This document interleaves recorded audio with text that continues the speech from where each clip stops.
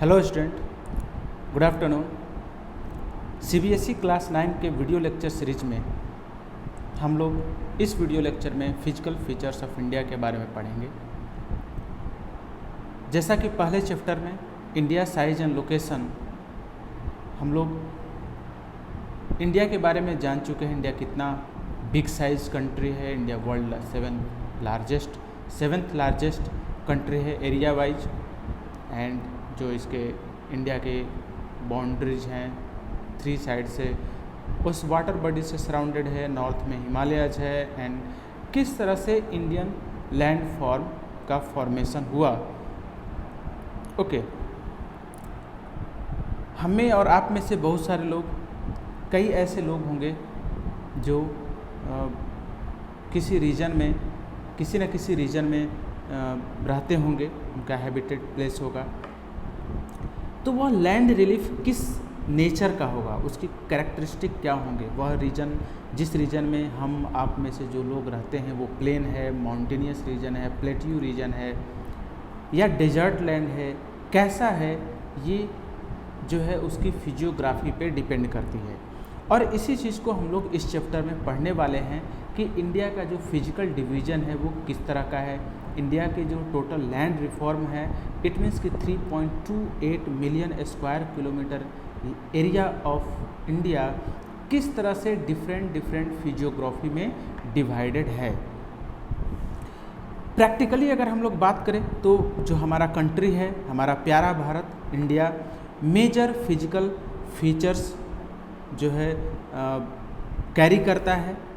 जिस तरह से दुनिया के अदर कंट्री में, वर्ल्ड के अदर कंट्री में लैंड फॉर्म है, earth surface, different kinds of earth surface हैं, सिमिलरली इंडिया में भी मेजर फिजिकल डिवीजन्स हैं, मेजर फिजिकल जो है फीचर्स हैं अर्थ सरफेस के, जैसे कि mountain, plain, desert, plateaus and island.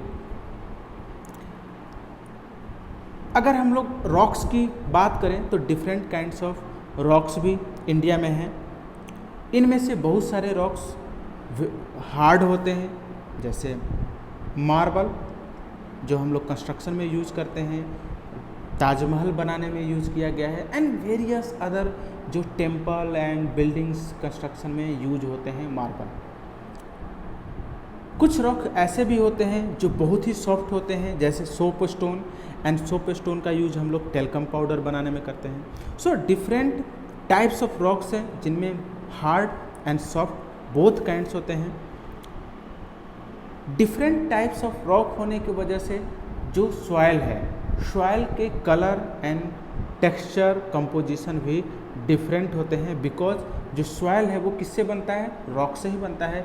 If different kinds of rocks are available then of course different types of soil are available in our nature. India एक बहुत बड़ा land mass है, and ये जो India का लैंड मास, जो present form of India है, हम अपने प्यारे भारत को जिस रूप में आज देखते हैं, जो मैप है इंडिया का, यह ऐसा नहीं कि अचानक से बना है। ये इंडिया का जो लैंड मास है प्रेजेंट, वो डिफरेंट जियोलॉजिकल पीरियड के दौरान बना हुआ है। ठीक है, डिफरेंट जियोलॉजिकल जो टाइम है, जियोलॉजिकल पीरियड है, उसके दौरान बना हुआ है। एंड ये जियोलॉजिकल पीरियड क्या होते हैं? Geological period are a duration of time with reference to initial stage of formation of अर्थ।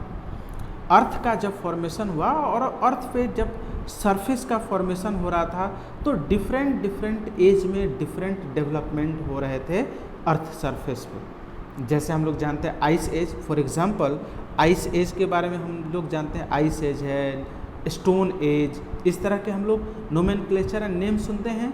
तो ये सभी क्या है, एक टाइम ड्यूरेशन होते हैं जो काफ़ी लॉन्ग पीरियड होता है, millions of year, thousands of year में ये सभी जो है जियोलॉजिकल पीरियड होते हैं। सो डिफरेंट जियोलॉजिकल पीरियड के थ्रू जो है कि इंडिया का जो लार्ज लैंड मास है वो फॉर्म्ड हुआ है। Besides geological formation, a number of process ठीक है, जियोलॉजिकल फॉर्मेशन तो ठीक है हो गया। उसके बाद बहुत सारे ऐसे प्रोसेस हैं जिनके वजह से जो है इंडिया का लैंड रिलीफ, इंडिया का जो सरफेस है वो क्या हुआ, जो है चेंज हुए, ठीक है ना। जैसे उनमें से वेदरिंग, इरोजन, डिपोजिशन, ये सभी ऐसे प्रोसेस हैं जिसके वजह से इंडिया का जो लैंड फॉर्म है और जो प्रेजेंट फॉर्म है, सरफेस है, वो मॉडिफाइड हुआ है। ओके, तो अब जैसा कि हमने देखा एबव जो टॉपिक है उसमें हम लोगों ने स्टडी किया कि the present earth surface of India और present geography of India is a result of different geological periods. Okay, so what event would have happened earlier that this kind of formation began? Okay, किस तरह का जो ऐसा event हुआ होगा पहले। हम लोग जानते हैं कि जो अर्थ सरफेस है वो अचानक से ऐसा सॉलिड नहीं हुआ, पहले लिक्विड था, फिर धीरे धीरे in due course of time different phenomenon होते गए, टेम्परेचर कम होते गया अर्थ का। ओके, इसमें से मेनली जो अर्थ साइंटिस्ट हैं उन्होंने बहुत सारे थ्योरी प्रपोज किए, थ्योरी को जो है पब्लिश किए अर्थ सरफेस के फॉर्मेशन के लिए, बट उनमें से जो सबसे मोस्ट इम्पोर्टेंट एंड सबसे जो ऑथेंटिक माना गया वह थ्योरी ऑफ प्लेट टेक्टोनिक है। And according to theory of plate tectonic, the crust of the earth has been formed out of 7 major and some minor plates. जो अर्थ का theory of plate tectonic कहता है कि जो earth surface है, earth surface का जो crust है, देखो अर्थ है, अर्थ के 3 पार्ट होते हैं। सबसे जो सेंटर में होता है उसको कोर कहा जाता है, उसके बाद जो है उसको मेंटल कहा जाता है, और सबसे जो आउटर लेयर है मेंटल के बाद और जो हमारा सरफेस है जिस पे ह्यूमन एक्टिविटी, ओशियन, माउंटेन सब होते हैं, इसको क्रस्ट कहते हैं। सो क्रस्ट जो है 7 major and some minor plate से बना हुआ है, और इन प्लेट्स को हम लोग टेक्टोनिक प्लेट्स कहते हैं। ठीक है, नेक्स्ट स्लाइड में हम लोग देखेंगे कि ये टेक्टोनिक प्लेट्स क्या होते हैं और कैसे ये फॉर्म होते हैं। ओके,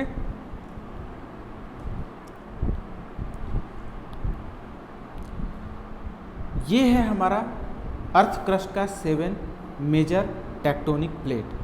पहला Eurasian plate, Pacific plate, third north American plate, fourth south American plate, fifth African plate, sixth Indo Australian plate and 7th Antarctic plate. Okay, तो ये 7 मेजर टेक्टोनिक प्लेट हैं और जिससे जो है पूरा अर्थ क्रस्ट कवर्ड है। और ये अर्थ क्रस्ट जो है 7 major tectonic plate mantle above mantle float करते रहते हैं, क्योंकि मेंटल क्या है, semi liquid semi solid state में होता है। Okay, so the movement of this plate resulted in building up stresses.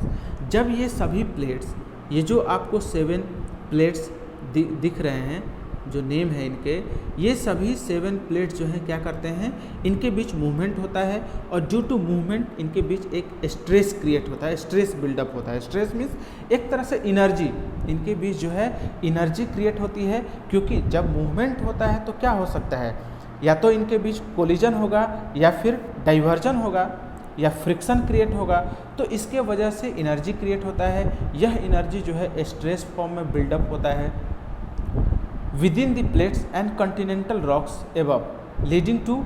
अब ये जो स्ट्रेस है वो किस में होता है, फॉल्टिंग एंड वॉल्केनिक एक्टिविटी। यानी यही जो मूवमेंट है, मूवमेंट की वजह से प्लेट्स के बीच स्ट्रेस क्रिएट होता है, एक तरह से एनर्जी क्रिएट हो जाता है और वे लोग अनस्टेबल हो जाते हैं। And due to this instability folding मतलब आपस में टकरा करके ये लोग जो है एक दूसरे के ओवरलैपिंग जाते हैं, फॉल्टिंग होता है। ये सभी जो लाइन आपको ब्लैक दिख रहा है, ये जो लाइन है ये सभी फॉल्ट लाइन है जो कि वेरी एक्टिव होते हैं। यहाँ पे अर्थक्वेक, ये वोल्केनिक इरप्शन, ये सब होते रहते हैं। ओके, तो ये जो है मूवमेंट है टेक्टोनिक प्लेट्स का। अब जो टेक्टोनिक प्लेट्स के मूवमेंट है उसको 3 कैटेगरीज में डिवाइड किया गया है। Okay, movement of tectonic plates are divided into 3 categories, यानी इसको हम लोग कह सकते हैं कि 3 टाइप्स ऑफ मूवमेंट। पहला कन्वर्जेंट बाउंड्री, दूसरा सेकंड जो है divergent boundary, and third transform boundary.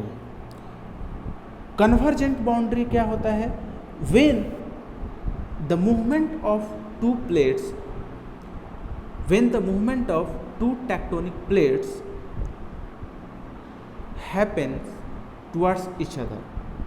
Okay, it means we can say that when the 2 tectonic plates move towards each other, this kind of movement is known as convergent boundary. ठीक है, and when 2 tectonic plates move away from each other, this kind of movement is known as divergent boundary. And when 2 tectonic plates do not move towards each other, do not move away from each other, but they move parallel to each other. ठीक है, parallel movement होता है, यानी कि horizontal movement होता है उनके बीच, आपस में वो लोग एक दूसरे टच करते हैं, स्लाइड करते हैं अप्स एंड डाउन्स हॉरिजॉन्टली, उसे हम लोग जो है ट्रांसफॉर्म बाउंड्री कहते हैं। अब इन तीनों जो टाइप्स ऑफ मूवमेंट हैं, 3 टाइप्स ऑफ मूवमेंट, आप उसे जो है काफ़ी अच्छे से समझ जाओगे जब उसे आप फिगर में देखोगे। यहाँ पे है ये 3 टाइप्स ऑफ मूवमेंट, आप देखो 2 प्लेट्स एक दूसरे की तरफ मूव कर रहे हैं, इसको कन्वर्जेंट बाउंड्री कहते हैं। अब जब एक दूसरे की तरफ मूव करते हैं तो एक अंदर की तरफ जाता है और दूसरा ओवरलैप करता है। जब 2 प्लेट्स जो है एक दूसरे से दूर मूव करते हैं उसको डाइवर्जेंट कहते हैं। और थर्ड, जब प्लेट्स जो है एक दूसरे के अलॉन्ग जो है मीटिंग पॉइंट, जब ये लोग स्लाइड करते हैं अप्स एंड डाउन्स हॉरिजॉन्टली, इसको जो है ट्रांसफॉर्म बाउंड्री कहते हैं। आप यहाँ से भी इसको समझ सकते हो, ये डाइवर्जेंट, ये कन्वर्जेंट बाउंड्री है। ठीक है, this is the convergent boundary, ये डाइवर्जेंट है और ये जो है ट्रांसफॉर्म है। कन्वर्जेंट में देखो क्या है, ये कन्वर्जेंट, ठीक है। यहाँ पे देखो क्या है, ये लिथोस्फेरिक मेंटल है या, लेकिन इसके ऊपर क्रस्ट है। क्रस्ट क्या कर रहा है? क्रस्ट जो है नीचे की तरफ जा रहा है इधर, और ये जो प्लेट है यह ऊपर की तरफ जो है मूव कर जाएगा। इसी तरह से इसमें अगर हम लोग बात करते हैं यहाँ पे डाइवर्जेंट में, तो ये एक दूसरे से जो है मूव कर रहे हैं, किधर? दूर मूव कर रहे हैं। और ट्रांसफॉर्म में देखो ये एक दूसरे से स्लाइड कर रहे हैं, ना तो ये एक दूसरे के पास जा रहे हैं, ना ही जो है एक दूसरे से दूर मूव कर रहे हैं। ओके, तो ये जो है मूवमेंट ऑफ प्लेट मूवमेंट है। अब आते हैं हम लोग किस तरह से जो अर्थ सरफेस है और इंडिया का जो प्रेजेंट फॉर्म है वो कैसे फॉर्म हुआ, प्रेजेंट जो लैंड मास है इंडिया का वो कैसे बना, इसमें हम लोग पढ़ेंगे। जो अर्थ पे one of the oldest land mass है, और ख़ास अगर हम लोग वो उस one of the oldest land mass Gondwana land है, पर इंडिया का जो ओल्डेस्ट लैंड मास है वो peninsular part of India. Peninsular part क्या है? South of 23, south of the region south to the 23.5 degree north latitude known as tropic of cancer is known as peninsular plateau. So India का peninsular part oldest land mass से बना हुआ है, because this is the part of Gondwana land, and we know that Gondwana land is the southern part of ancient super continent Pangaea. ठीक है, तो सबसे पहले क्या था अर्थ पे? सबसे पहले सुपर कंटिनेंट था, सिंगल लैंड मास, जिसको सुपर कंटिनेंट पैंजिया कहा जाता था। यहाँ पे आप उसको इस फिगर में आसानी से देख सकते हो। ठीक है, पेंजिया जब due to conventional current and various physical activity Pangaea 2 parts में डिवाइड हो गया, जो है आपको एक हो गया गोंडवाना लैंड और दूसरा जो है आपको अंगारा लैंड। अंगारा लैंड को दूसरे नाम से भी जानते हैं हम लोग, ठीक है। और फर्दर गोंडवाना लैंड एंड जो अंगारा लैंड है वो डिफरेंट पार्ट्स में डिवाइड हो गए। तो ये जो है प्रेजेंट है। अब यहाँ पे हम लोग देखें, जो पेंजिया है वो 2 पार्ट में डिवाइड हुआ था, गोंडवाना और लॉरेशिया। लॉरेशिया को ही जो है इसको कहा जाता है अंगारा लैंड, ठीक है, अंगारा लैंड। यहाँ पे आप देख सकते हो, ठीक है, Angara land in the northern part.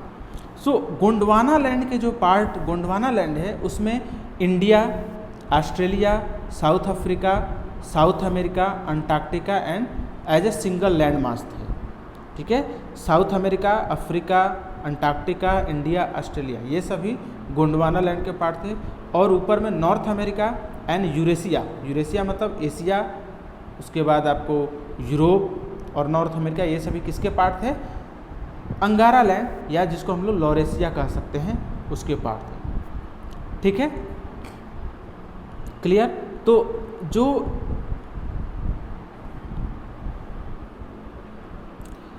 Conventional current है split the crust into number of pieces thus leading to drifting the Indo Australian plate towards north. जो कन्वेंशनल करंट है, अब ये कन्वेंशनल करंट कौन है? कन्वेंशनल करंट देखिए, अर्थ surface के नीचे, क्रस्ट के नीचे क्या है?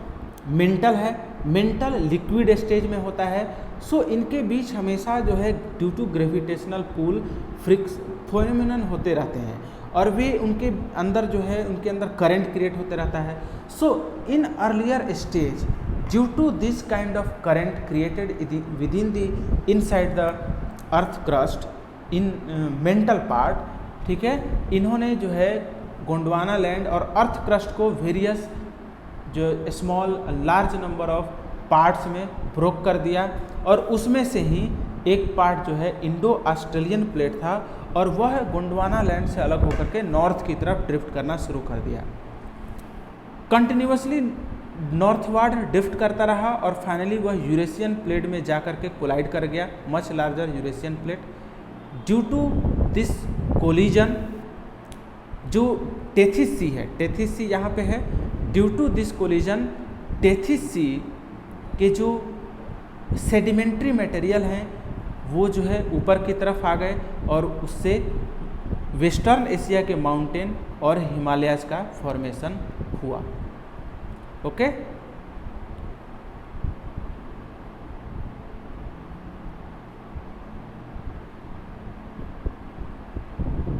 आई होप आप लोगों को अच्छे से समझ में आया होगा, ठीक है।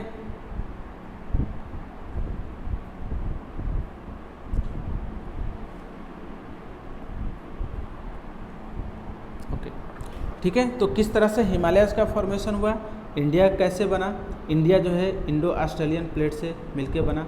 अब यहाँ पे देखिए एक जो है आपको हिमालयन फॉर्मेशन का कुछ फिनोमेनन है, फिगर में आप देख सकते हैं किस तरह से बना। Himalayan uplift out of Tethys sea and subsidence of northern flank, जो नॉर्दर्न फ्लांक मीन्स नॉर्दर्न जो माउंटेन सीरीज है और हिमालयज है वो कैसे बने। And northern flank of peninsular plateau resulted in formation of large basin. कह रहा है कि जब हिमालय का अपलिफ्टमेंट हुआ, टेथिस सी बीच में था और यूरेशियन प्लेट से इंडो ऑस्ट्रेलियन प्लेट के टकराने से टेथिस सी के सारे जो सेडिमेंट मटेरियल हैं वो ऊपर की तरफ आ गए और ऊपर की तरफ आने के बाद डिपॉजिट हुआ तो हिमालय का माउंट फॉर्मेशन हुआ। तो हिमालय एंड जो अब नीचे से इंडो ऑस्ट्रेलियन प्लेट जो कोलाइड किया तो फिर उसमें क्या होगा, पेनिनसुलर इंडिया, पेनिनसुलर जो पार्ट है वो आके कोलाइड किया। तो due to peninsular part, Himalaya और पेनिनसुलर पार्ट के बीच एक बेसिन क्रिएट हो गया।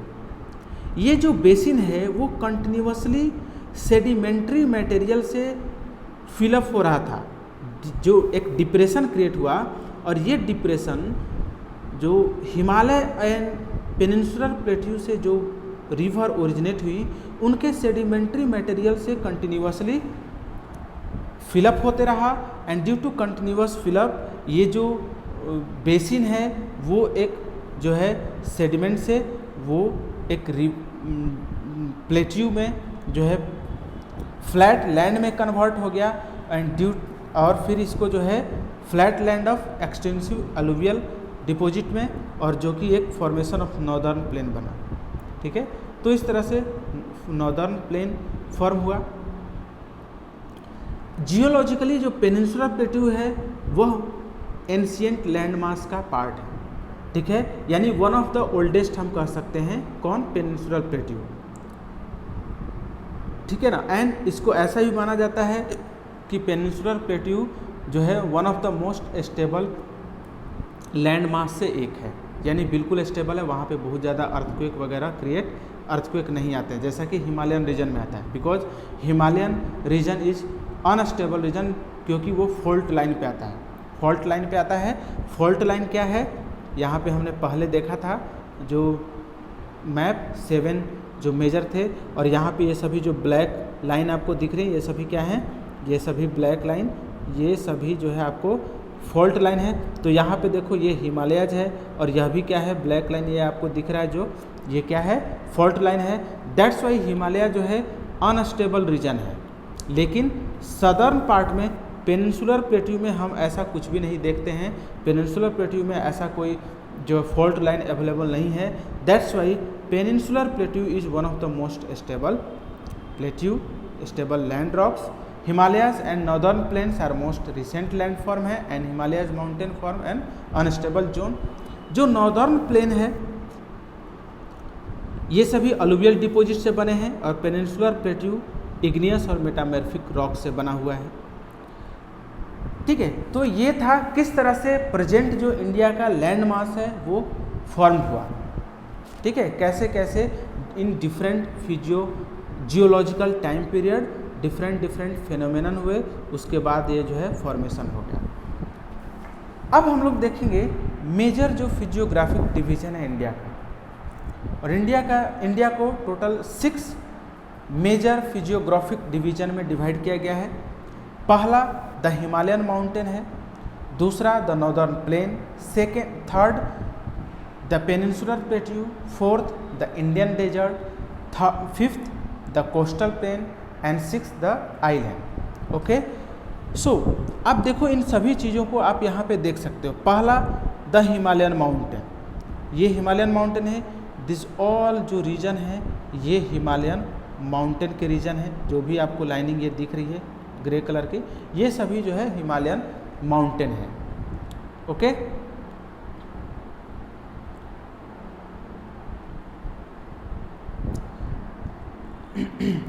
उसके बाद सेकेंड जो नॉर्दर्न प्लेन है, ये आपको टोटल जो रीजन है यहाँ से इस तरह से ये करीब कंप्लीट जो यूपी, वेस्ट बंगाल, आसाम तक यहाँ दिख रहा है, और भी बहुत सारे ये कोस्टल प्लेन में जो पार्ट दिख रहे हैं ये सभी अलुवियल सॉइल है। बट ग्रेट नॉर्दर्न प्लेन आपको जो है ये है, ये टोटल आपको ग्रेट नॉर्दर्न प्लेन है। ठीक है, तो ये सेकेंड डिवीज़न है इसका।